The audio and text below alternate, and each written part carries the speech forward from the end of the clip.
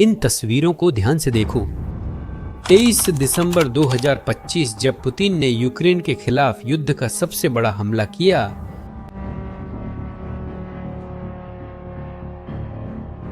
कुछ असाधारण हो रहा था। 1000 किलोमीटर दूर, खुद रूस के अंदर,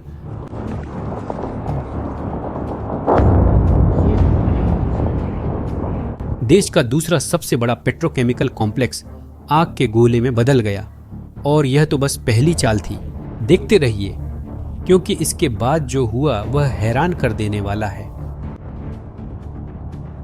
लेकिन यह समझने के लिए कि हम इस मुकाम तक कैसे पहुंचे, हमें 11 दिन पीछे जाना होगा, उस गलती तक जो रूस को कभी नहीं करनी चाहिए थी। 12 दिसंबर 2025 चोर्नोमोर्स्क बंदरगाह, ओडेसा क्षेत्र। एक जहाज सैनिक टी को डॉक करने के लिए पास आ रहा था, जो एक वाणिज्यिक जहाज है जो वाहन और भारी माल ढोता है। पनामा का झंडा है, लेकिन तुर्की की कंपनी सैनिक डेनिसिलिक के स्वामित्व में है। जहाज मानवीय सहायता और खाद्य सामग्री ले जा रहा था, एक वैध व्यापारिक ऑपरेशन। इसमें कुछ भी सैन्य नहीं था। और फिर रूसी मिसाइलें आसमान को चीरती हुई आईं। उनमें से एक ने सैनिक टी को सीधे उस समय निशाना बनाया जब वह डॉक हुआ था। जहाज जो वाहन ले जा रहा था, जहाज भारी वाहन ले जा रहा था, और या पाटाकुसा शायद मारे गए होंगे। जहाज जो ले जा रहा था भारी। विस्फोट बहुत बड़ा था। एक विशाल आग ने जहाज के प्रोआ और पुल को घेर लिया।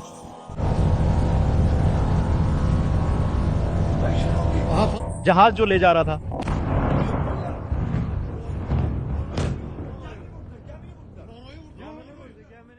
क्रू को आपातकालीन स्थिति में बाहर निकलना पड़ा। चमत्कारिक रूप से कोई नाविक नहीं मरा, लेकिन जहाज वह बुरी तरह से क्षतिग्रस्त हो गया। तस्वीरें तेजी से फैल गईं। एक तुर्की जहाज पर रूस द्वारा हमला किया गया, जबकि वह पूरी तरह शांतिपूर्ण व्यापारिक ऑपरेशन में था। और यही समस्या है। तुर्की नाटो का सदस्य है और बोस्फोरस जलडमरू मध्य को भी नियंत्रित करता है, जो काला सागर का एकमात्र रास्ता है। उस समय तक तुर्क लोग अपेक्षाकृत तटस्थता बनाए हुए थे, लेकिन पुतिन ने उस तटस्थता को खत्म कर दिया था। तुर्की के विदेश मंत्रालय ने कड़ी प्रतिक्रिया दी। इस हमले को अंतर्राष्ट्रीय व्यापार की व्यवहार्यता और समुद्री सुरक्षा के लिए खतरा बताया। और 3 दिन बाद रूस ने एक और तुर्की जहाज पर हमला किया। वीवा नामक एक टैंकर जो सूरजमुखी का तेल ले जा रहा था। एक रूसी ड्रोन ने उसे अनाज गलियारे में निशाना बनाया। यह और सबूत है कि रूस जानबूझकर कीव में तुर्की संपत्तियों को निशाना बना रहा था। राष्ट्रपति जेलेंस्की यह सब देख रहे थे। रूस यूक्रेन की अर्थव्यवस्था को दबाने के लिए एक व्यवस्थित अभियान चला रहा था। काला सागर में नौसैनिक नियंत्रण खोने के बाद उन्होंने रणनीति बदल ली थी। अगर वे जहाजों से बंदरगाह ब्लॉक नहीं कर पाए तो मिसाइलों और ड्रोन से कर रहे थे। उनका उद्देश्य यूक्रेनी बंदरगाहों में काम करना इतना खतरनाक बनाना था कि बीमा बहुत महंगा हो जाए और कोई भी शिपिंग कंपनी जोखिम उठाने को तैयार न हो। योजना काम कर रही थी। यूक्रेनी अर्थव्यवस्था पर इसका असर लगभग तुरंत ही महसूस हुआ। लेकिन तुर्की जहाजों पर हमला करके रूस ने यूक्रेन को वही दिया जिसकी उसे जरूरत थी, एक राजनीतिक औचित्य, एक मिसाल। कीव, यूक्रेन की राजधानी में फैसला जल्दी ही ले लिया गया। अगर रूस नाटो देशों के व्यापारिक जहाजों पर हमला कर सकता है, तो यूक्रेन भी उस बुनियादी ढांचे पर हमला कर सकता है जो रूसी युद्ध मशीन को फंड करता है। तब एक नया सिद्धांत जन्मा, जिसे समान प्रतिशोध का सिद्धांत कहा गया। जेलेंस्की ने बहुत स्पष्ट रूप से कहा कि वे रूसी खतरों का समान रूप से जवाब देंगे। उनके अनुसार रूसियों को यूक्रेन के खिलाफ किए कार्यों का परिणाम भुगतना चाहिए। यूक्रेन के पास सस्ते लंबी दूरी वाले ड्रोन थे। यही तर्क था। अगर रूस यूक्रेनी बंदरगाहों को खतरनाक बनाता है, तो यूक्रेन रूसी बंदरगाहों को खतरनाक बना देगा। दोनों तरफ बीमा की कीमतें बढ़ जाएंगी और पुतिन अपना पैसा खो देंगे। और यह सब हमें 23 दिसंबर की रात पर वापस ले आता है। उस रात पुतिन ने अपना सबसे बड़ा हमला शुरू किया। 38 क्रूज मिसाइलें, 635 ड्रोन और TU-95 बम वर्षक जो कैस्पियन सागर और आर्कटिक से उड़ान भरे थे। यह यूक्रेनी वायु रक्षा को ओवरलोड करने का एक बड़ा संतृप्ति प्रयास था। सायरन घंटों बजे।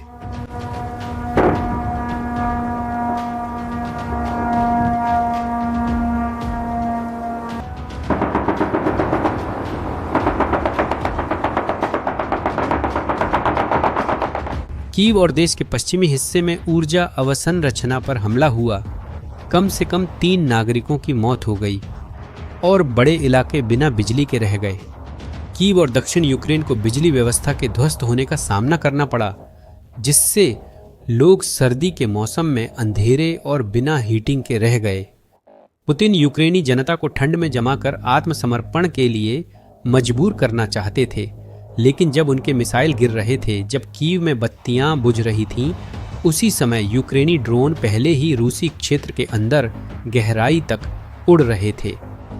बुदेनोव्स्क स्तावरोपोल क्षेत्र मोर्चे से 1000 किलोमीटर से ज्यादा दूर था। वहीं स्तावरोलेन पेट्रोकेमिकल कॉम्प्लेक्स था, जो लुकोइल की संपत्ति है और रूस का दूसरा सबसे बड़ा पॉलीमर और हाई डेंसिटी पॉलीइथिलीन उत्पादक है। यह फैक्ट्री उन प्लास्टिक्स का उत्पादन करती है जो रूसी ड्रोन, सैन्य वाहनों और गोला बारूद में इस्तेमाल होते हैं। यह रूसी सेना के लिए कच्चे माल की रसोई है। यूक्रेनी ड्रोन ने एथिलीन क्रैकिंग यूनिट्स और गैस सेपरेशन वर्कशॉप्स को निशाना बनाया, जो सबसे महत्वपूर्ण बिंदु थे। विस्फोट बहुत बड़े थे।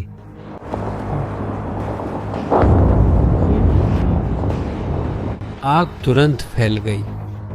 विश्लेषकों द्वारा सत्यापित तस्वीरें दिखाती हैं कि फैक्ट्री एक विशाल आग के गोले में बदल गई, जिसने रात के आसमान को रोशन कर दिया। आग ने पूरे परिसर को अपनी चपेट में ले लिया। विशेषज्ञों का अनुमान है कि स्तावरोपोल महीनों तक संचालन से बाहर रहेगा और रूस अपनी ड्रोन उत्पादन क्षमता का 20% तक खो सकता है। लेकिन स्तावरोपोल तो बस शुरुआत थी। जब स्तावरोपोल जल रहा था, एक और विस्फोट ने आकाश को 500 किलोमीटर दक्षिण में क्रास्नोदार क्षेत्र में किर्श जलडमरू मध्य के प्रवेश द्वार पर रोशन कर दिया। निशाना था टामा नेफ्ते गाज टर्मिनल, जो काला सागर में रूस के सबसे बड़े ऊर्जा निर्यात बंदरगाहों में से एक है। यहीं से LPG, कच्चा तेल और ईंधन से भरे टैंकर निकलते हैं। यहीं से वह पैसा आता है जो युद्ध को फंड करता है। यूक्रेनी ड्रोन ने भंडारण टैंकों और पाइपलाइनों को निशाना बनाया। रूसी अधिकारियों को आधिकारिक तौर पर यह स्वीकार करने के लिए मजबूर होना पड़ा कि यूक्रेनी हमले के कारण टर्मिनल में आग लग गई थी। समुद्री रिपोर्टों ने पुष्टि की कि हमले ने न केवल जमीन पर स्थित सुविधाओं को, बल्कि बंदरगाह में जहाजों को भी नुकसान पहुंचाया। टामन टर्मिनल पूरी तरह से ठप हो गया। रूसी जहाजों के लिए बीमा दरें आसमान छू गईं, ठीक वैसे ही जैसे यूक्रेनी बंदरगाहों के साथ हुआ था। जब पुतिन ने यूक्रेन की बिजली काटी, तो यूक्रेन ने रूस की आमदनी काट दी। तेम्रयुक में, जो आजोव सागर के पास है, एक और टर्मिनल पर हमला हुआ। 2 ईंधन टैंक नष्ट हो गए। आग ने 2000 वर्ग मीटर से ज्यादा इलाके को घेर लिया। लेकिन सबसे चौंकाने वाला हमला 22 दिसंबर को मास्को के दिल में हुआ। एक दिन पहले रूसी जनरल फानिल सरवारोव, जो ऑपरेशनल ट्रेनिंग के प्रमुख हैं, सुबह घर से निकलते हैं। वह अपनी कार में बैठते हैं, इग्निशन ऑन करते हैं और फिर एक धमाका होता है। वाहन में एक देसी बम लगाया गया था। जनरल सरवारोव मारे जा चुके थे। यूक्रेनी खुफिया एजेंसी ने इस ऑपरेशन की जिम्मेदारी ली थी। सरवारोव सभी रूसी बलों को प्रशिक्षण देने के लिए जिम्मेदार थे। उनकी हत्या ने न केवल एक अनुभवी कमांडर को हटा दिया, बल्कि पूरे प्रशिक्षण प्रणाली को भी बाधित कर दिया। जब रूस सैकड़ों हजारों नए रंगरूटों को शामिल करने की कोशिश कर रहा है। यह साल में मास्को में मारे गए तीसरे जनरल थे। अब जरा सोचिए, अगर स्टेट मेजर का एक जनरल भी मास्को में सुरक्षित नहीं है, तो फिर कौन है? पैरानोइया निश्चित रूप से क्रेमलिन के अंदर भड़क उठी और यह मुहिम नहीं रुकी। पर्म क्षेत्र में, जो रूस के गहरे हिस्से में है, लगभग साइबेरिया में, एक ईंधन से भरी ट्रेन पटरी से उतर गई और उसमें आग लग गई। 9 टैंक वैगन नष्ट हो गए। ट्रांस साइबेरियन रेलवे की आधा किलोमीटर पटरी काट दी गई। यह रेलवे टैंक गोला बारूद और ईंधन को उरल की फैक्ट्रियों से मोर्चे की लाइनों तक पहुंचाने के लिए बेहद अहम है। प्रतिरोध समूहों जैसे रूस की लिबर्टी लीजन ने इसकी जिम्मेदारी ली है और इसका संयुक्त प्रभाव सड़कों पर दिखाई दिया है। कब्जे में ली गई क्रीमिया के याल्टा और सेवस्तोपोल में पेट्रोल पंपों पर किलोमीटर लंबी कतारें लगी हैं। हर ग्राहक को सिर्फ 20 लीटर का राशन दिया जा रहा है और कई बार पंपों पर बिल्कुल भी ईंधन नहीं मिल रहा। यह नागरिक पतन का दृश्य है। क्राइमिया, जिसे पुतिन ने स्वर्ग बनाने का वादा किया था, अब वह जगह है जहां लोग पेट्रोल के लिए संघर्ष कर रहे हैं। सब कुछ जोड़ने पर तस्वीर साफ होती है। 20 और 22 और 23 दिसंबर के बीच सिर्फ 48 घंटों में यूक्रेन ने पहले एक समन्वित अभियान चलाया। मॉस्को के दिल में एक जनरल की हत्या कर दी और अगली रात जब पुतिन अपना सबसे बड़ा हमला कर रहे थे, यूक्रेन ने स्टावरोपोल पर हमला किया, जो तमन सीमा से 1000 किलोमीटर दूर काला सागर में है। टेमरयुक, आजोव सागर और पर्न क्षेत्र की ट्रेनों में तोड़फोड़ हुई और पुतिन, खैर, वह एक भी हमले को नहीं रोक सके। सच्चाई यह है कि अब रूस एक बड़ी समस्या का सामना कर रहा है, एक बुनियादी समस्या। यह बहुत बड़ी है। S-300, S-400 और पेंटसिर वायु रक्षा प्रणालियां उन्नत हैं, अच्छी हैं, लेकिन 1000 किलोमीटर की सीमा, साथ ही मॉस्को और सभी कारखानों और रणनीतिक बंदरगाहों की रक्षा के लिए पर्याप्त प्रणालियां नहीं हैं। हजारों प्रणालियों की जरूरत होगी।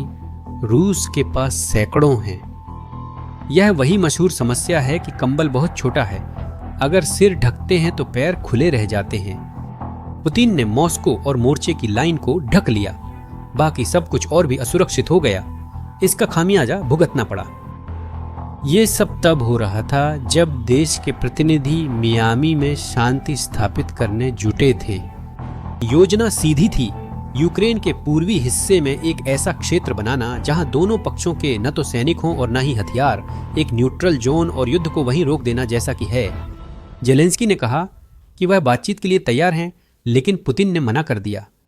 रूस ने यूक्रेन से उन क्षेत्रों को छोड़ने की मांग की जिन्हें वह पूरी तरह नियंत्रित भी नहीं करता। 23 दिसंबर का बड़ा हमला पुतिन की कोशिश थी कि जेलेंस्की को घुटनों के बल बुरी हालत में बातचीत के लिए मजबूर किया जाए। उसे पता था कि यूक्रेनी जवाब उसी रात आ जाएगा। संदेश साफ था, हम कमजोरी की स्थिति से बातचीत नहीं करेंगे। क्या आप भी युद्ध को महसूस करते हैं? जैसा कि आप देख सकते हैं, वर्षों तक युद्ध यूक्रेन के अंदर ही सीमित रहा।